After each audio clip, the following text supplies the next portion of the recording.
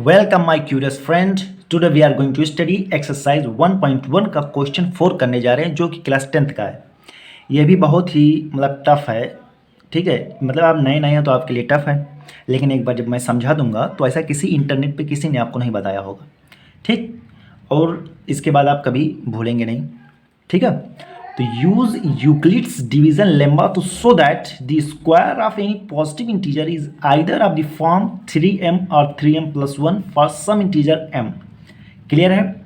आपको यूज करना है यूक्लिड डिवीजन लेम्मा और आपको शो करना है कि square of any positive integer, किसी भी इंटीजर का जो स्क्वायर है, किसी भी पॉजिटिव इंटीजर का जो स्क्वायर है वो either of the form 3m में आना चाहिए, 3m+m में आना चाहिए।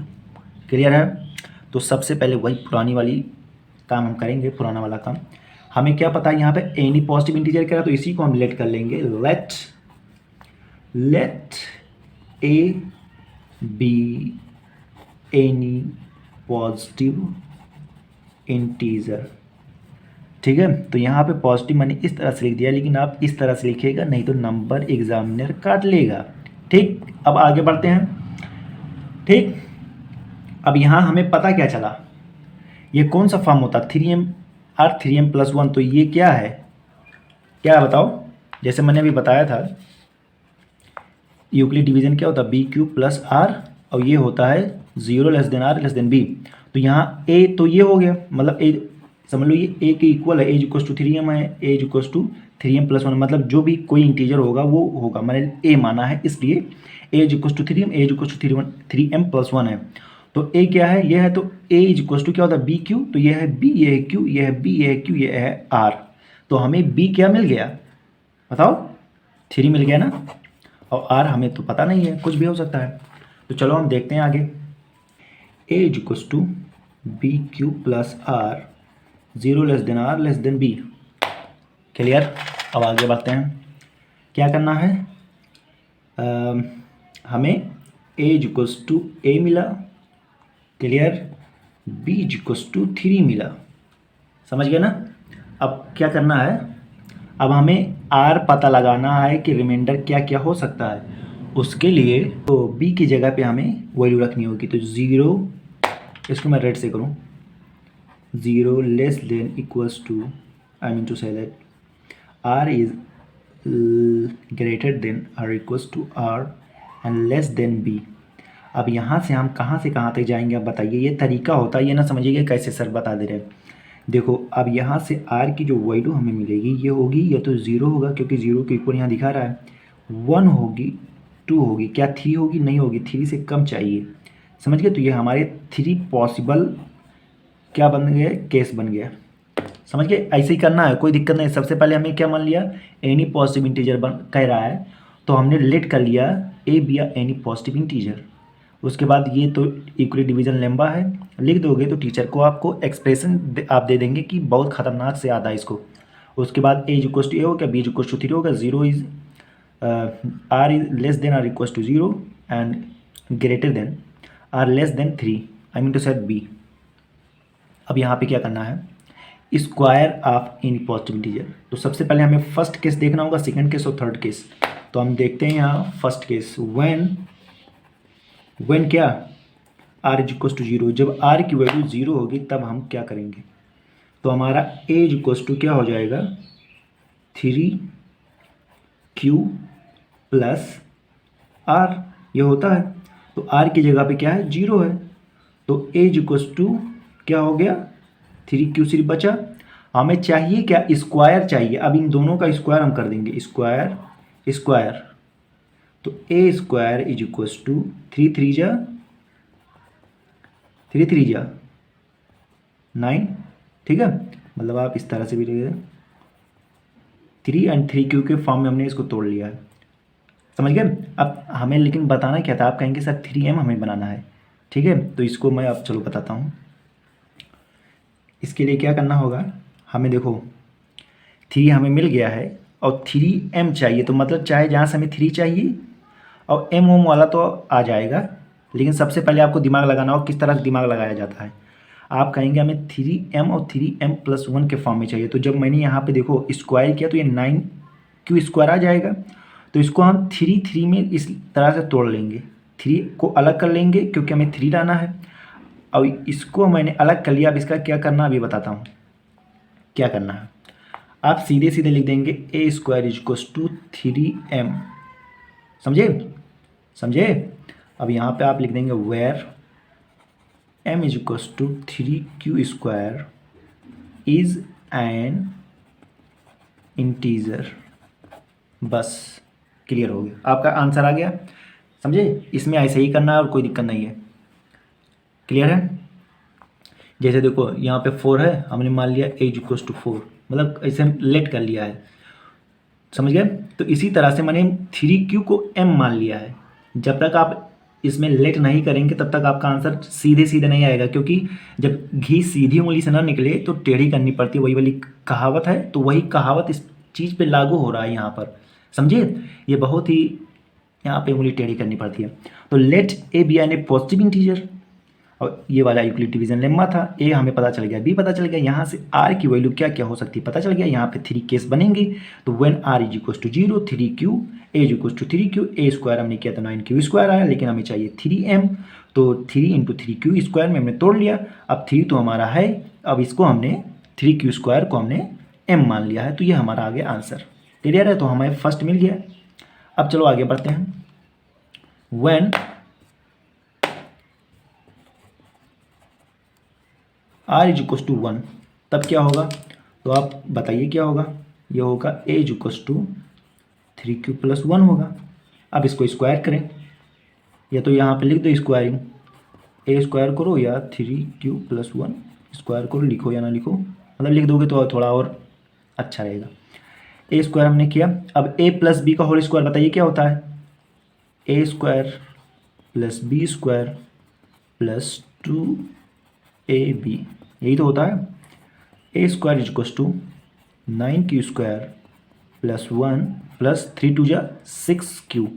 आपको चाहिए क्या, 3 चाहिए 1 चाहिए, तो 1 हमें मिल गया है ना, तो इसको हम अलग कर लेंगे। यहाँ पे हम कर लेंगे 9q square plus 6q square एक तरफ और इसको 1 एक तरफ। अब हमें चाहिए, देखो यहाँ पे चाहिए 3m चाहिए, तो यहाँ पे हम 3 कॉमन निकालेंगे, सिर्फ इन दोनों में से 3 कॉमन निकालेंगे तो क्या बचेगा, 3q स्क्वायर प्लस 2q, यही बचेगा, प्लस 1 बचेगा, समझ गए, यही तो बचेगा।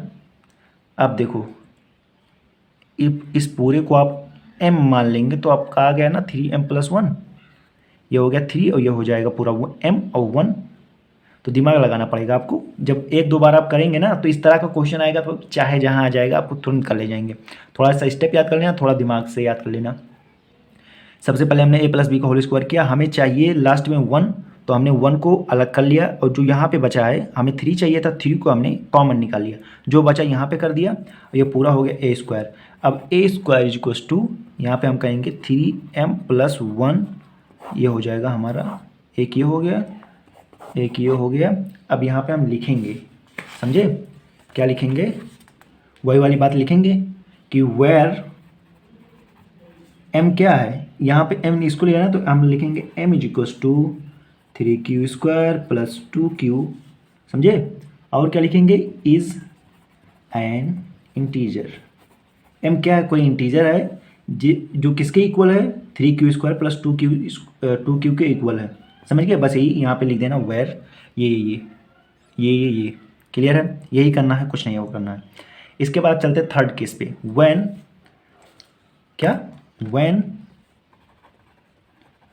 r इज इक्वल्स टू क्या, 2, r की वैल्यू एक बार 0 है, 1 है, उसके बाद 2 है। अब आप जानते हैं a is equals to 3q plus 2, अब इसका स्क्वायर करोगे, ठीक, तो स्क्वायर किया, a square is equals to, अब यहाँ पे a प्लस बी का whole square, a square plus B square plus 2ab, clear. 9q square plus 4 plus 3 2 जा 6, 6 2 जा 12q, क्लियर आ गया।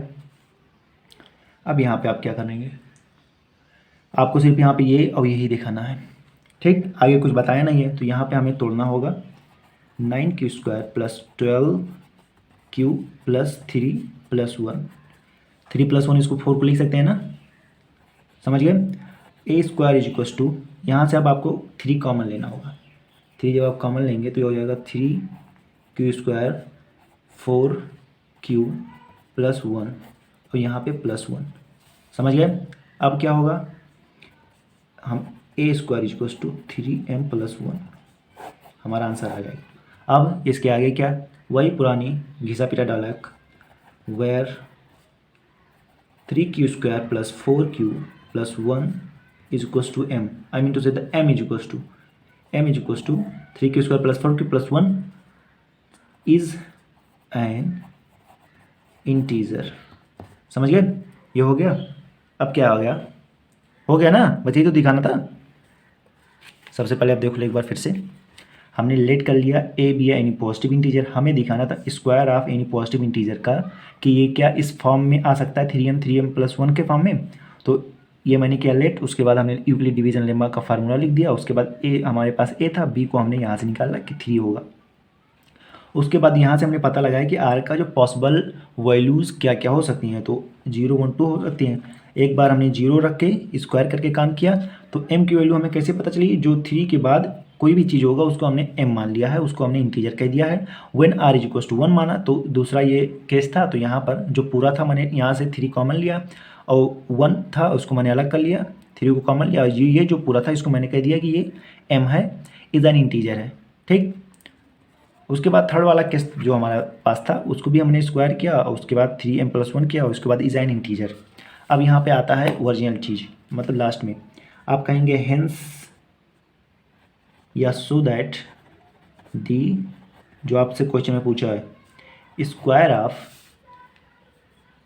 Any positive integer, square of any positive integer, ठीक है, either of the